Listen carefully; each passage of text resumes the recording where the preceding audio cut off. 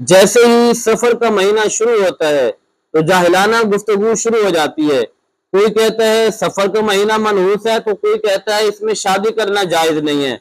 کوئی کہتا ہے اس مہینے میں کسی کام کی ابتدا نہیں کرنی چاہیے، تو کوئی کہتا ہے اس مہینے میں کوئی سفر نہیں کرنا چاہیے۔ تو اس طرح کی جتنی بھی باتیں ہیں یہ ساری بالکل جاہلانہ ہے، اس کا اسلام سے یا اس مہینے سے کوئی تعلق نہیں ہے۔ آپ جس مہینے چاہیں شادی کر سکتے ہیں، 12 مہینوں میں کوئی ایسا مہینہ نہیں ہے کہ جس مہینے میں شادی کرنا، نکاح کرنا، سفر کرنا، کسی کام کی ابتدا کرنا ممنوع ہو، منع کیا گیا ہو۔ زمانہ جاہلیت میں حضور اکرم صلی اللہ علیہ وسلم کے دور میں جب یہ کہا جاتا تھا کہ یہ مہینہ منحوس ہے، اس مہینے میں کسی کام کی ابتدا نہیں کرنی چاہیے، تو حضور اکرم صلی اللہ علیہ وسلم نے ارشاد فرمایا لا سفرہ، سفر کچھ نہیں ہے، یعنی یہ مہینہ منحوس نہیں ہے۔ اس مہینے کے بارے میں جو بھی اس طرح کے خیالات رکھتے ہیں، اس مہینے میں شادی نہیں کرنی چاہیے، رخصتی نہیں ہونی چاہیے، برکت نہیں ہوتی، رحمت نہیں ہوتی، کسی کام کی ابتدا نہیں کرنی چاہیے، سفر نہیں کرنا چاہیے،